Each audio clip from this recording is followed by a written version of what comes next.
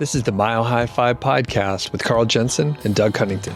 We have authentic conversations about the journey to FI, health, happiness, and some very odd tangents. We interview FI experts, side hustlers, people on their way to FI, and those who have reached the other side. Join us every week, and if you want the show notes and links and all that other stuff, head over to milehighfi.com. Hello, world. Welcome to the Mile High Fi podcast. I'm Carl Jensen with my co-host. I'm Doug Cunnington. So, Doug, we've talked a lot about Die with Zero recently, and I think it's kind of changed the way that we think. Today, we're going to talk a little bit more about that, and specifically, we're going to talk about paying big money for some experiences, which kind of flies in the face of the financial independence movement, or maybe it does not. We'll talk about that. So, today, we're going to talk about that. We're going to talk about my Taylor Swift adventures, which tie into that. We're going to talk about how these ideas fit into the FIRE lifestyle, and also when it may or may not be right to spend big money on a crazy experience. But before we get to that, Doug, we haven't recorded in like a month or so, right? It's been a long time. Yeah, it was a while. You know, we were together, inseparable from like Camp FI to Leadville, and then there were a couple other things. Like we were literally roommates for like a week or something like that. And then, I haven't seen you in a while. I've been busy. I've been running around. I think both of us had like travel and different stuff going on. So I just got back a couple of days ago from Atlanta. So have a lot of family down there. And we had like a special occasion, a little party. So we had to go back in the summer, which I guess when we moved away, I was like, I'm never going back in the summer. It's too hot. It's not my thing specifically. Some people love it. Some people don't mind. But the heat and humidity it's fierce. It's fierce down there. But it was a good trip overall. And made it back. How do you survive down there? Like one of the things we both like to do is walk around outside. And if it's that hot and that humid, is it cooler in the morning? Like, can you go outside at 6 a.m. and get a walk in with Georgie the dog, or how does that work? It is cooler in the morning. However, it's not like it is here. So even if it's the same temperature, the heat index certainly kicks in. So out here, you go out like 6, 7 in the morning. It's maybe in the low 60s, depending on what's going on with the weather. And you don't sweat too much out here in the West. There, basically, as soon as I walked outside, all my clothes were soaked without much exaggeration. Like within a few minutes, I'm just like, I can't wear this for the rest of the day. So you kind of have to plan for that. It's taking 2 or 3 showers a day. And I didn't let the weather get in my way. In fact, I walked more. There's several days where I walked like over 20,000 steps and really put in the time. And I would just go in the middle of the day sometimes and just deal with it. It's hot and you get over it. Super uncomfortable. I wouldn't recommend it though. So you just have to carry a big bottle of ice water everywhere you go? Like, does that change from here? Yeah, well, I just, you do what you can basically. So, and I sweat very readily. So I just, wear like dry fit stuff and it kind of wicks off. And you're just at the mercy of all the humidity. So now one cool thing, we stayed at which is another conversation. Maybe we could brainstorm like travel takeaways, travel tips, something from our recent trips. But we stayed at an Airbnb rather than family because we were going to be there for a long time. And we stayed in a town. I think these guys have mentioned, Joel and Matt from How to Money are friends. They live in the town that we were at. And it's, one of the towns that has like a town square and all that stuff. Anyway, I was just walking on the Greenway. Matt was riding his bike. And I literally just saw him randomly. I tried to connect with him before, but I think my email went to spam. At least they said they didn't get it. But anyway, I saw him. I was able to hang out and stuff. But just randomly, I bumped into our friend while I was out on a walk. That's cool. Did he try to act like he didn't know who you were? No, funny. He actually recognized me. Like he was zipping by on the bike and like slammed on the brakes and like it was like, is that Doug? So yeah, totally random, but you do bump into people occasionally, even in a huge, metropolis like Atlanta, like 6-7 million people. I bumped into the one person I know in town. Yeah, that's pretty crazy. He did send me an email asking if you've had any stalker issues in your past. And I don't, and it wasn't about you being stalked. It was you being the stalker. And I told him I didn't think so, but I'd keep my eye out and ask around a bit. And he has a lovely home, I'll tell you that. No, I'm just kidding. Just kidding. Oh, so, what's been going on with you? Yeah, so I went to Bloomington, Indiana for my conference for my daughter. Have you been there before, Doug? Or? I passed through quickly once. That's where the university is, right? Yes, the Hoosiers, the basketball people. I don't follow college sports, but I think basketball is their thing, right? Yeah, there was a whole movie about it. Oh, yeah. Gene Hackman. Right. Yeah, what is a Hoosier? I don't know what that word means, but I'm sure it's something good. Someone can leave a comment. I know a lot of people probably know what that is. Yeah, and we're going to have a listener segment that we'll talk about at the end, speaking of leaving a comment, but we'll save that for later. So we went to Bloomington, Indiana. That was quite nice. I worked on the book there while my daughter was at the conference. Then we went to Chicago. I had some deep dish pizza at Pequod's, which is excellent, the same pizza we got for the Super Bowl. Then I went up to Madison, Wisconsin for a couple of nights. We used to live near there, so it was good seeing that part of the country again. And then finally I went up to Minnesota. But one bad thing happened. It was pretty warm there too, and we get to this final hotel in Minnesota, and the air conditioner doesn't really work. So I go to the front desk, and they're like, okay, we'll put in a service ticket. So I get back from running around, and they're like, yeah, we fixed it. It wasn't working, blah, blah, blah. So I go on there and I'm like, I don't think they fixed this at all. It still runs like shit. So then, but I'm like, I'll give it a chance. So I got another real bad night of sleep because it didn't work. And then they finally acknowledged it was broken and changed the room. So I got 2 nights of really bad sleep. And then we got home like a day or two later, and my daughter had a 5 a.m. flight, which I did not pick. And I will never allow anyone to book a flight like that for her again. And when I have a flight like that, what happens to me is no matter how many alarms I set, I just don't sleep the night before because it's weird. Like my mind has shifted. Waking up to an alarm is kind of toxic to me. So I just stayed awake the whole night. And after that, I got sick. So if I go a couple nights with sleep deprivation, then almost like clockwork, I'll end up getting sick. But it went on for like almost 3 weeks. It was horrible.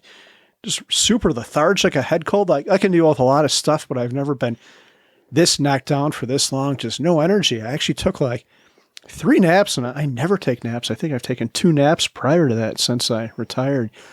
And it's finally gone now, or I think almost gone, but it sucked in. No COVID or anything like that. I took the test. It was just some nasty cold. So, man, that was not good. I like my sleep. Got to have the sleep. In fact, I brought the chili pad with me for the trip, even though it, obviously takes up a pretty good amount of space. But I was like, man, I want to sleep well, and we're there long enough where, I could catch a cold or whatever. So yeah, it's awesome. I'm sorry you got sick. Yeah, it was, I don't like being sick. I can put up with a lot of stuff. I can put up with aches and pains or a head cold, but just the lethargic nature of feeling like you're going to pass out and having no energy, which is, I don't like to sit still, and I feel like I kind of had to. But yeah, I'm better now. It only kills your motivation, probably. I had a little, I didn't have a cold, but like since I got back from the trip, there was like one afternoon where I was just like, I don't feel like doing anything. So I was like, I must be tired. So I just like rested for a little while. That was okay. But yeah, did you have like a lack of motivation, which is kind of weird because both of us are pretty highly motivated. Even if we don't actually have anything to do, we're like, all right, I want to go for a hike, or I want to do something active or work out. Yeah, I did. And I noticed I had these thoughts a lot, and we're going to have an episode on health coming up pretty soon, actually. But the thing I noticed was I could still get out there and take walks, but like high level brain power, like writing the book is probably the most mentally challenging, hardest thing I really have to psych myself up to do. And I just had no energy to do any of that. And secondary was probably working on the blog, just trying to use the brain, no motivation to do anything like that. Just walks outside, and that was pretty much it. Yeah. Oh man. Okay. So you're healthy now. We still have some other I got a couple other trips coming up here pretty quick, but by the time this goes live, I'll be back and it'll be cooler. We'll be ready for, or we'll be in the fall at that point by the time this episode comes out. So yeah, anything else on your mind before we get to the main topic? I think that's it. Cool. Well, let's talk about this Taylor Swift show. So tell us the story. So my daughter got caught up in the Taylor Swift ticket fiasco, and after staying online for like 10 hours, she ended up getting one ticket to this thing. So I'm like, okay, I'll see if I can get a hotel room down there, which thankfully we did based on a free award night from Marriott. So we got a room. So our plan was that we would go down there, check in. We would walk the 2 miles over to the show. I would drop her off and then come back and hang out in the room and go back and pick her up later that night. So we're walking to the show, and it's something you should experience because all of Denver was like all about Taylor Swift. Like the hotel had this Taylor Swift music blasting, and every check-in like podium had Taylor Swift crap on it. And then they had this like shrine to Taylor Swift in the middle of the Marriott, and there's people making bracelets, which is a Taylor Swift thing. And the energy was just crazy. So we're walking to this thing, and as you walk closer, you start like coagulating with more and more people, and everyone's just screaming and yelling. I'm like, oh my God. And I'll back up a second. I had kind of looked at tickets because I'm like, I'm a very casual fan, but if I could get a decent ticket, I'll go. But I couldn't. Like, even the day of the show, the morning, the cheapest ticket was still like well over $1,000 for like an obstructive view thing where you can't even see her. You're just going to be looking at a screen the whole time. I'm like, there's no way I'm going to pay that. I would pay for a nosebleed, but not that much money. And at least then I'd be able to see her. But I get there, I'm like, holy crap, this is something I really want to do. Like, you get there and everyone is just going nuts. So I hiked it back to my hotel, and by the time I got back, the opening band was on. There were 2 opening bands. So I go on StubHub and I find a pretty good ticket for like, I think it was like $1,000. So I'm like, this is crazy, but I think Ramit would tell me to do this. So screw it, I'm going to go ahead and do it. So I go through the StubHub checkout, and I knew something was up because they don't tell you the final price until you've gone through all these screens, and the ticket was $1,000, and then all the fees were like $400 and something. I'm like, no, just on principle, I'm not going to do it. Man, that's fucked up. I know, right? $400 in fees. What the hell? But I'd heard about another site called, I think it's TickPix, which sounds, you got to be careful how you say that, Doug. But anyway, I go to TickPix with a T. And they had pretty much the same ticket there for $1,000. And I clicked through, and there were no fees. So I don't know how that site works. And they had guaranteed the ticket and all that. But I think the seller pays them all. So I'm like, damn, I'm going to do it. So I did it. I bought the ticket. It was $1,000. Hiked my ass back there really fast. I got to my seat exactly 10 seconds before Taylor Swift went on. And I knew it was 10 seconds because they've got this big countdown clock. And it was great. It was a bit surreal. There's probably 90% young, maybe not that high, but mostly young females, and a couple like parents there and stuff like that. But one funny story I have about the whole thing is I get to my seat, and there's like 4 probably 15-year-old girls sitting to my left, and they're screaming and yelling, and they could not care less that I was there. I was dressed like trash, how I usually dress. I've got my like DeKalb seed cap on, if you know what a seed cap is. And it was because I hadn't planned to go to this thing. I don't know if I would have dressed any different anyway. But then on the other side of me, there's probably like a 30-year-old couple. And I noticed the guy was closest to me, and there was an empty seat between us. And he keeps on giving me the side eye and like looking at me. I'm like, what's going on with this? And you could tell he was kind of suspicious. He thought something was up. So finally, there's a break in the music, and he's like, hey, what's going on? I'm like, not much. How's it going? He's like, can I ask you a question? I'm like, yeah, I guess. And in my head, I'm going like, what is happening here? He's like, are you here by yourself? I'm like, well, kind of. I'm like, I'm actually here with my daughter, but we couldn't get seats next to each other. And he's like, oh, okay. And you can see this sense of relief like wash over his face. I think he thought it was some kind of like creeper or something like that. I'm like, no, dude, I just want to see Taylor. It's all good. I'm not It's good music, right? Yeah, it was good. It's pretty funny. The yeah, I guess there was a chance that you were a creepy guy, but I was thinking maybe he read the blog or something. He's like, hey, do you blog at 1,500 days? But no. He was No. just looking out for the kids. Yeah, he was looking out for the kids. He wanted to know if he should call an officer over there to give me a little bit of an interrogation, maybe a body cavity search, but it was all good. And yeah, the show was really great too. She's a stellar performer. Like, it was probably one of the best $1,000 I've ever spent. And since then, I've gotten into her music more. I wouldn't classify myself as a Swiftie, but I definitely like the music. And a couple other real quick random thoughts. Like, Doug, if you go, it's wonderful because most people there are ladies. So you go into the bathroom, no wait whatsoever. There are more ladies in the men's bathroom than there are men, which is awesome. And I bought a beer there, no line for the beer. You just walk up there, and it wasn't even that much. It was like $6, I guess. Really? Yeah. And that was it. I got like a nice microbrew. They had these spherical like vodka lemonade drinks with like sparkly containers. And that was the preferred drink. I think for every beer they sold 100 sparkly lemonade vodkas or whatever that thing was. So yeah, it wasn't bad at all, Doug. Next time she comes through town, we should go. Check it out. Very interesting. And the thing with what is it, StubHub, which is part of Ticketmaster and Live Nation or whatever, right? Oh, do I have that right? I don't know. It very well could be. The interesting thing is, like, Ticketmaster, you can usually buy an aftermarket ticket on. Like, you could resell your ticket, but they don't do it for Taylor Swift. And I don't know if it's something in her contract or what, but yeah.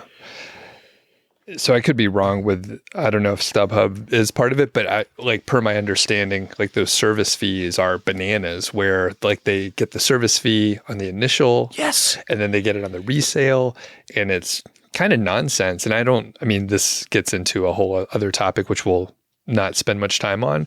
But from my perspective, I don't know, as a consumer, what to do other than don't go to shows, because if the artists are not earning any money, then they'll do something about it. That's my logic. When I talked to Elizabeth about it, and she's like, no, the artists have to do something. And I'm like, they're probably barely getting by, like most artists, right? The big ones, they're probably fine, right?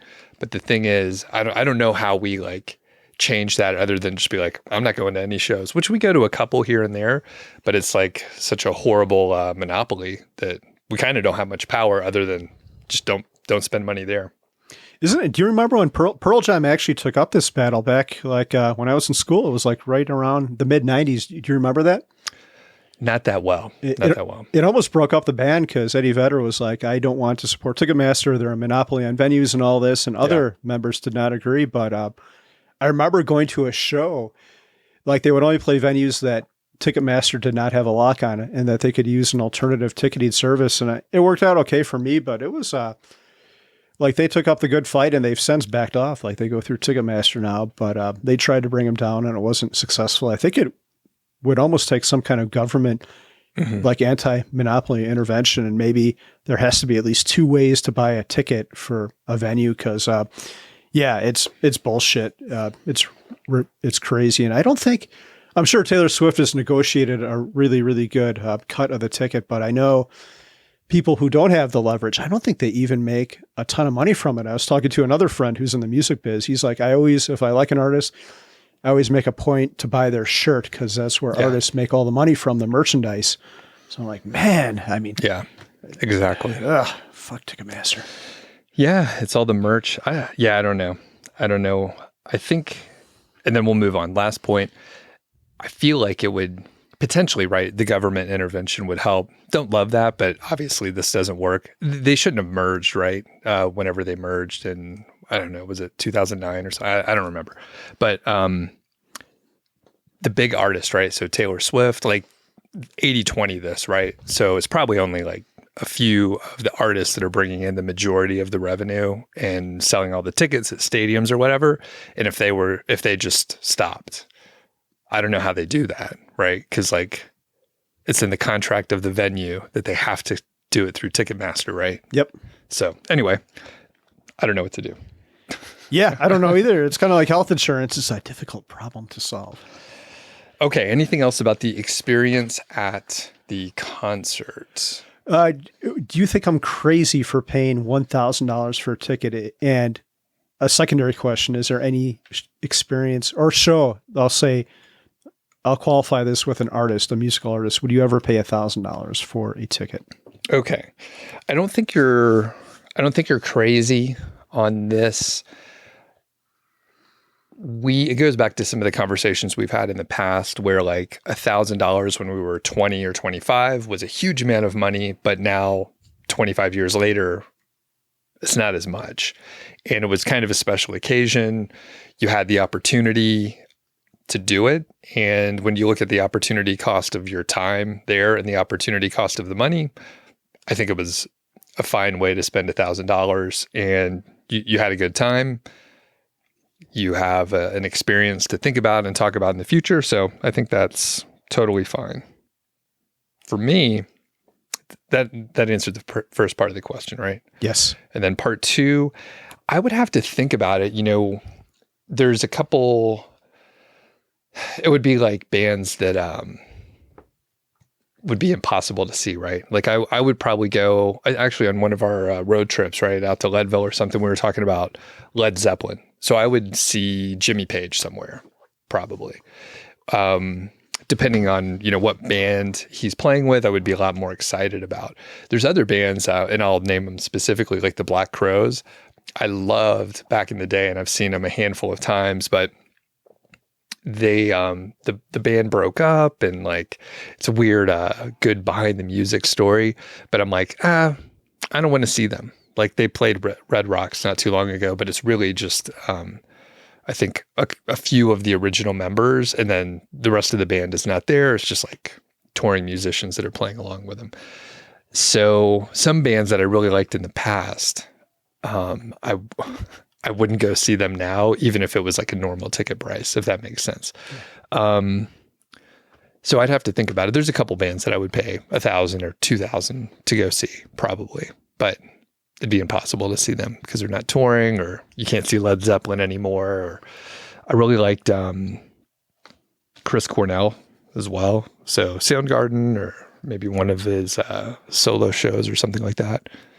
Any other bands on your list? Yeah. Just to back up a second, Chris Cornell had an awesome voice. I thought he was one of the best vocalists in rock. Like, great, maybe the best.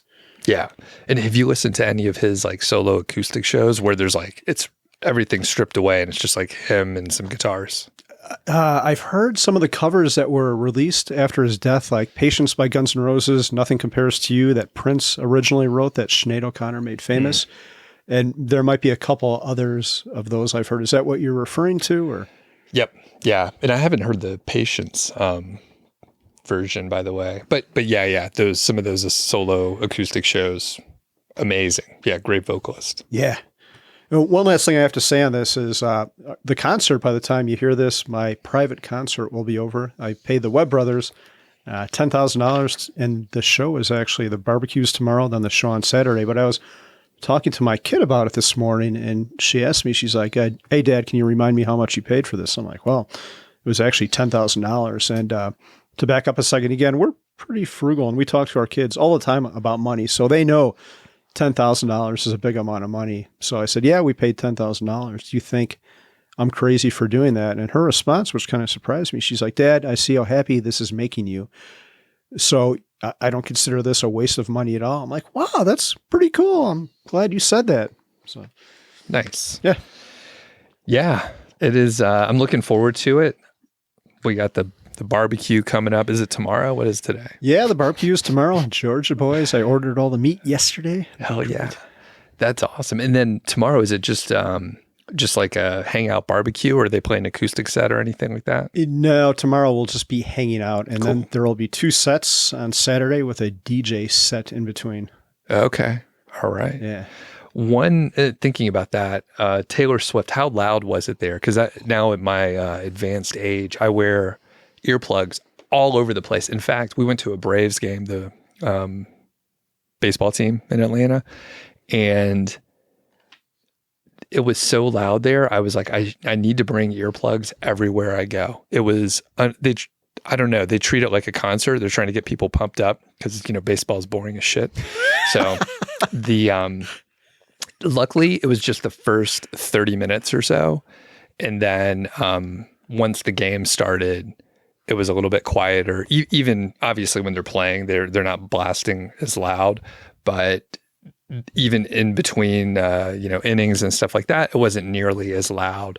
But people bring earplugs everywhere. Like, you got to protect your ear. So how loud was Taylor Swift? Because it was like 70,000 people, right?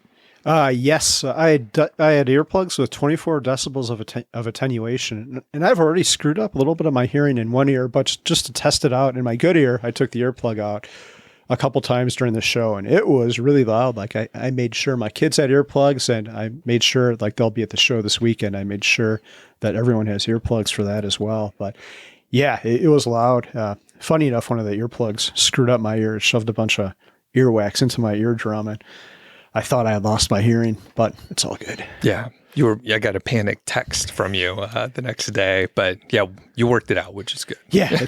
Yeah.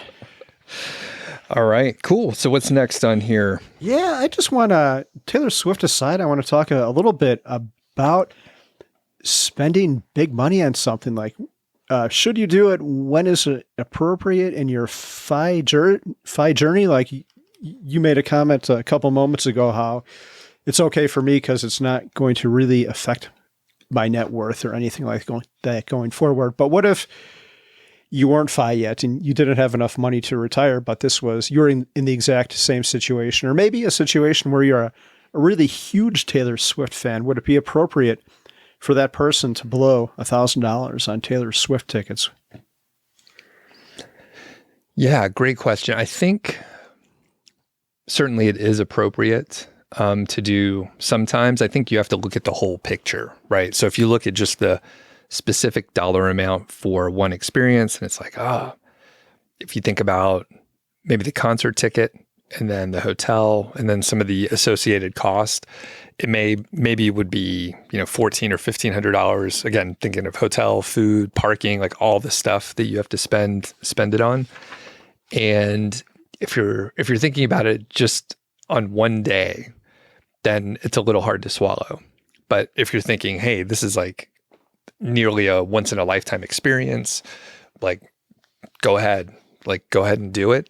I don't know how to view it specifically other than I'm actually not a big budget person, but you could budget in like, for example, once a year or once every 2 years, you're going to do some blowout thing where you have some flexibility. You don't know what it is yet, right? And you're like, okay, I have $2,000 every couple of years that I could blow on one activity. I'll really get a lot out of it. And maybe, for some people, it would be a concert. For other people, maybe it's like baked into a vacation or maybe some specific experience. Like I think for a lot of hobbies, you can go to like a adult camp, right? So I'm looking at one of my guitars now, and I think you can go hang out at a hotel and play guitar with a bunch of other guitar nerds with like a professional musician, a touring musician that, you love, and just hang out all weekend. I personally wouldn't get a lot out of that, but some people might. So I think it would be all right. You just have to look at it, zoom out a little bit, and try to be smart about it, I guess. Okay. I want to build on that a little bit because I think that I've made an error in some of my thinking around this. And the way I've thought about it is it's worth it to spend $1,000 on something that'll give me continuous joy. Like a guitar, I'd have no issue spending $1,000 on a really good guitar if I could play it, because I'm going to be able to play it over and over again. And then I do the math in my head. If I play it for 100 hours a year, that's $10 an hour. And then I'll be playing it for many years versus Taylor Swift, which was like 3 hours. So I paid like $333 an hour. What do you think about that line of thinking, if anything? Yeah, it's an interesting, concept. I'm pretty sure I would apply it to justify whatever point I'm trying to do, right? So like for the guitar, I would say, oh yeah, that's a great way to look at it. But for the concert, I'm like, $300+ per hour. That's a little tough, but you do get something that we talked about from Die with Zero is the memory dividends. And while, you and your daughter didn't sit next to each other, you still like share the experience. So like, that's pretty good. And then all the other 78,000 people, you probably knew a handful of them in there. Do you know anyone else that went to the concert? I did. Lots of people, actually. I think Dusty was there, and tons of people. Yeah, that's right. Yeah, Dusty, Brian, a couple other people we know. And there were probably like another dozen people that you happen to know that you just didn't know that they were there. So I don't know. That's a cool way to look at it if you break it down on a per hour basis, because then you could be like, okay, $300 an hour, kind of worth it, maybe. Yeah. So I want to ask you about one other thing, Doug, and that's about failing with spending money. And I know a lot of podcasts like Tim Ferriss talk about the value of failing at things. And I think there might be value in spending money, even if it's a lot, because then you learn something about yourself and you get it out of your system. Like if I would have paid it and this would have been a horrible experience and I would have known I never needed to do this again. But I liked it, and I do the exact same thing. So I learned a little bit something about myself. What do you think about experiments with spending money? I think it's great. I think people should, not just with spending money, but with anything that you can test. Like, I think it's a good idea to test it before like jumping in completely. Now, with a concert or a similar experience, you can very easily like, all right, I'm just going to check it out one time. And you can like incrementally do it, right? You didn't have to jump to like the biggest show coming through here, or like get a personal concert at the venue of your choice with your favorite band, right? You could have done like some smaller tests. But yeah, testing things out, it's great, because I have some friends that they had like some, big life experience, incident, and they were like, hey, we got to live our lives. We're going to die someday. And then they bought a house way out in the mountains and lived there, and then realized that it was too secluded. It was too cold in the winter. Like a lot of things didn't work for them. And then after about a year, they were like, we got to get out of here. We got to sell this thing. And they moved, and the market was down at the time. So I think it took them like 2 or 3 years to sell. And it was kind of, it was a weird property, like deep in the mountains.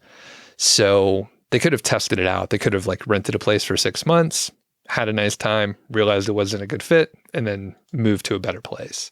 So testing is going to save you a lot of time and headache, I think.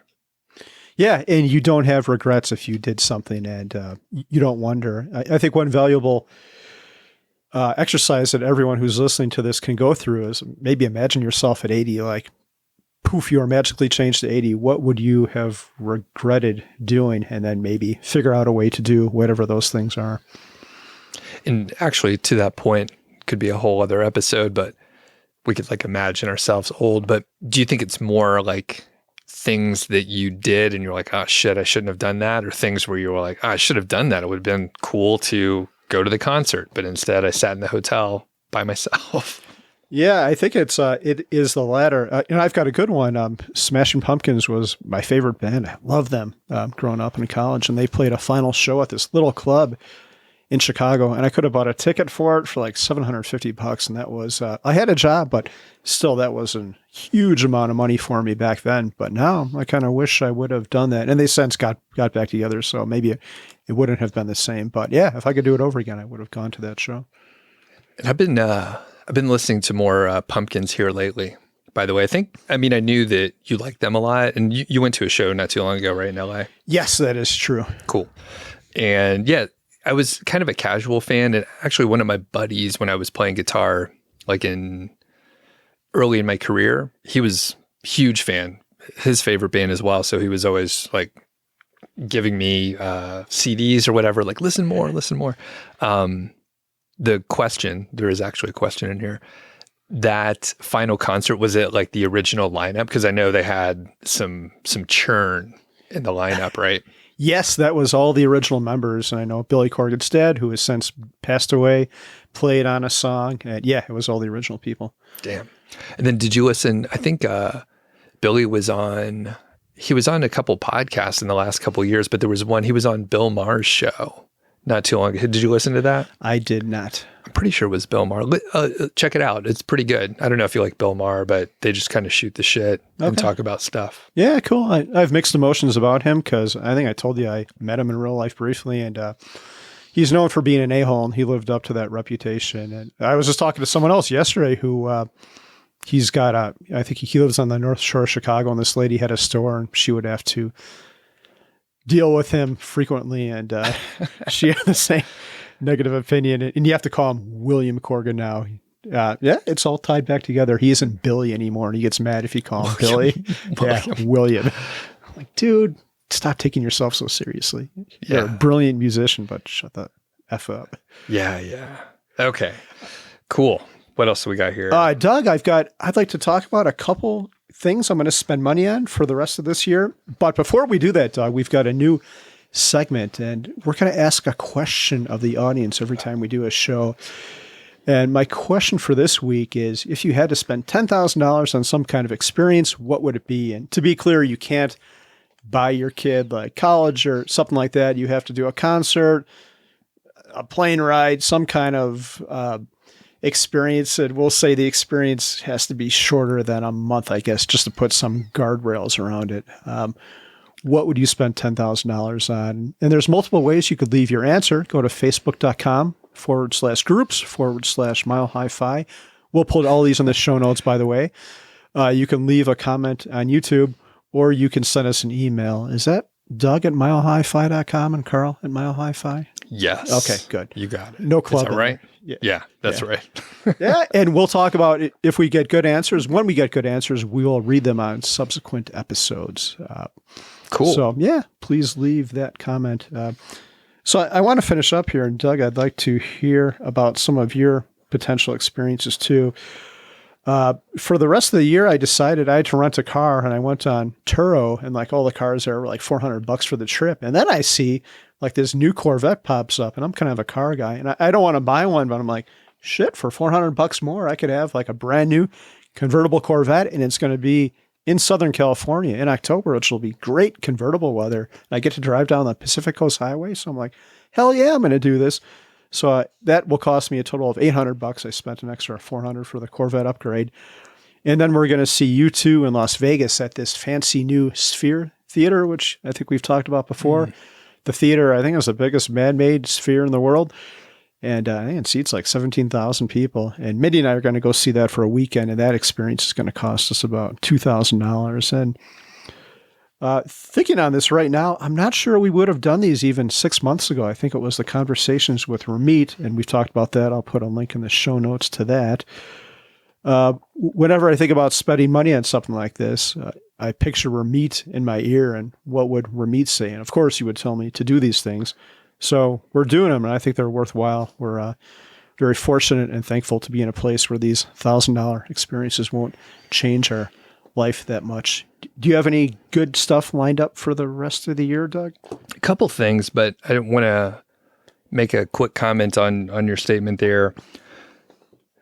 I think probably at least for the last year or so, like you've been moving in this direction anyway. And yeah, so it's cool to see like you're spending a little bit more money.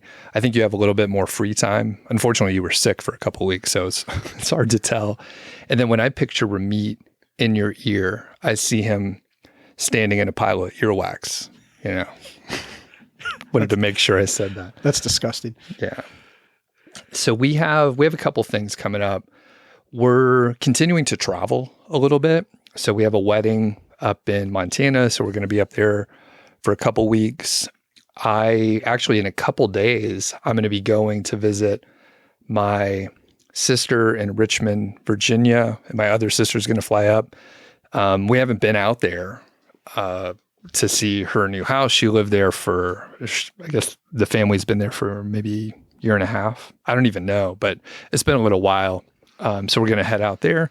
And after that, we're hanging out because it's been honestly a busy summer since early July, actually like since late June. It's been go, go, go. A lot of trips, a lot of fun stuff. But, you know, we have kind of a normal routine, just like you guys, right? Like the kids are going to be back in school, all that stuff. And it's kind of nice to have that stability instead of like, all right, we have to figure out how we're going to travel to this place. And like, we're going to be in an Airbnb and there's a couple hotels and blah, blah, blah. So it'll be good to just kind of chill out. I think we have a couple small shows that we're going to be going to, but I can't remember what they are. They're further out. So Cool. yeah, very good. Cool. Is that it for today? Yeah, I just want to end this one because we're talking about spending money on all this big stuff. But on Monday, I went for a hike. I mentioned I went up to Rocky Mountain National Park, and that was so good. Just walking around there, listening to a podcast. I took a bunch of notes for the book, actually. I like to do that, like get a lot of thinking done. And we talk about spending money on all this stuff, but man, sometimes the simple stuff is really good. And like what you said, just having a routine at home and, I don't know, going for a walk and cooking up some good food. You don't have to rent Corvettes and go to spherical concert venues to see U2 to have good. Those things are pretty cool, but don't lament if you can't do these things at this point in life. Yeah, exactly. And thinking of just hiking and being outdoors, when I hung out with Matt and Joel, we played disc golf. It's free, right? We walked around outside, pretty nice day. And I'm looking forward to hiking more because I've hung up my running shoes for a couple years. So hiking is kind of like the exercise of choice. And to get out, I mean, there are plenty of places to walk around here in Longmont, but it's nice to like get away from the sidewalks and kind of be out a little bit further where there's not as many people and all that kind of stuff. And it's pretty close to get to the Rocky Mountain National Park. It's only like 45 minutes to the trailhead you went to? Yeah, it's great. Yep. It's a beautiful drive too. Yeah, very good. Okay. So we have a couple places people can leave the comments where, you can go follow the link and we're going to read them out at some point, right? Yeah. Okay. When we have good ones, we'll read them out. We'll remind people what the prompt was, and then we'll read the best responses. Cool. Awesome. Yeah. Lastly, if you enjoy the episode, if you think this provides value, we're looking to make some improvements. So far, we are in the red for the show. So we do pay people to help produce it. So we have, if you would like to donate money or join our membership, buy me a coffee, and we will put that in the show notes as well. And a quick clarification, you get extra content if you do that. So some people were very upset that we were asking for donations, but you get extra content there. It's a typical model. It's like Patreon. So just keep that in mind. We're not just trying to get a handout here to go on expensive concerts and all that stuff, right? Yeah, to be clear, like you've supported help in Ukraine, people who are helping produce the show, things like that. So yeah, very good. Yeah. Okay, we'll catch y'all in the next episode. Thanks for listening to the show. That was the Mile High 5 podcast, and I'm Doug Cunnington, the balder host, and Carl Jensen is the cool, sexy one. If you dig the show, please do 3 things for us. Number 1, tell a friend, a family member, an enemy about the show. We really don't care who you tell. Maybe forward them a specific show that you know that they will like. It's the single most helpful thing that you can do to spread the word.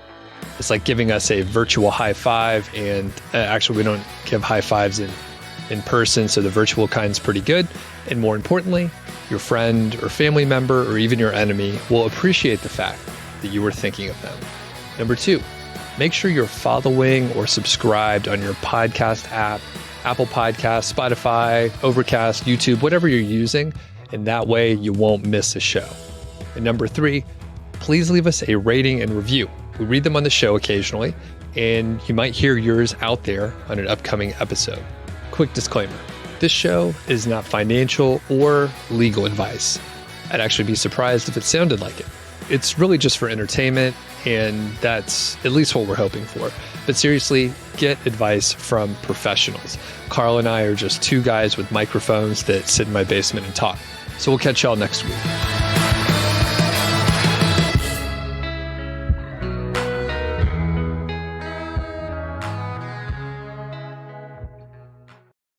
So, Doug, you dropped an interesting fact about yourself. A long time ago, it was a while ago, you mentioned that Doug isn't your actual first name. And I won't say what it is, but I found that interesting. It is your middle name. And I hope this isn't privileged information, is it? Or? Not anymore. Oh. No, it's fine.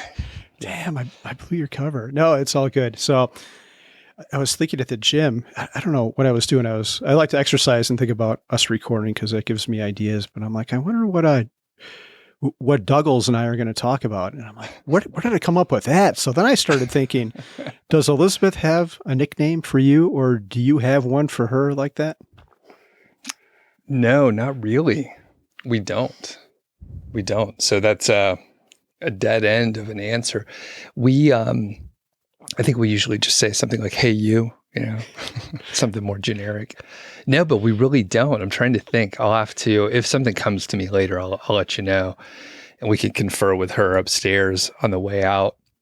As far as my name, you can imagine like going through school every single year. They're like, I'll say my first name, William Cunnington, and I'll raise my hand. I'm like, I actually go by Doug. Occasionally, that information would get passed to the teacher, but a lot of times it wouldn't. So like literally every class, I'm like having to correct the teacher. And then it's really fun in like high school where you like change classes like every period. So you have to do that 6 times a day. But yeah, I go by Doug. My parents just called me Doug back in the day. So I didn't know any different. And you have the opportunity to like change your nickname when you go to college or whatever, because no one else knows what to call you. But I never identified as a William or a Will, Billy, Bill, none of those things. Okay. I thought you might have had one for Elizabeth because that's a lot of syllables. Elizabeth, 4 syllables, right? And I know sometimes in text you just abbreviate to E instead of the whole thing. And occasionally in conversation, I might refer to her as E, but I usually don't say that directly to her. So yeah, it is a lot of syllables. What is that, 4? Yeah. Yep. So yeah, that's a lot. Doug is fast. But the hard part with Doug is sometimes people don't hear you right away because it's 1 syllable and they're just like dumbfounded. Do you have any nicknames, you and Mindy? I'm not going to tell you what she calls me. You can ask her and see if she will tell it to you. It's nothing really bad. It's just kind of strange. It is not a real word, so I don't think there's any way you could ever guess it. It is just 1 syllable, though, actually, too. It's not far away from Doug, actually. But I call her, I don't know why we were watching this, but early in our relationship, we were watching that Michael J. Fox movie, like Teen Wolf. What is that? What that thing was called? And great movie, yeah, classic. Do you remember his girlfriend's name in the movie? No, it's been a while. It was Boof. Boof. So as a joke, I just started calling Mindy that, and that kind of stuck. So, oh no, a lot of people. No one call her that, right? That's just for you. No, they can call her that if she wants. If you go to Urban Dictionary, you'll get some interesting results. And on that name, though, it's I'll stop there. But it's also a kayak term. It's do you know what an onomatopoeia is? Yes. Yeah. So it is an onomatopoeia for the sound a kayak makes when the thing hits the water. And to be clear, an onomatopoeia is a word that sounds like the sound it's describing, like oof, like Batman punching Robin. So, boof, the kayak hits the water. Yeah. What a complicated word for, like, I hear it in my head, but I'm like, I don't even want to try to say it because I think I'm just going to get tongue-tied, but onomatopoeia. That's right, isn't it? I think it's onomatopoeia. I think there's T's in there. I mean, try spelling it too, man. There's T's in there. Yeah, I think so. I don't know. That's great. I would order it if it was on a menu, like at a Greek place. I'm like, yeah, I'll try that. I'll get some of the tzatziki sauce on the side. Pretty good. Throw some pita in there. Sounds great.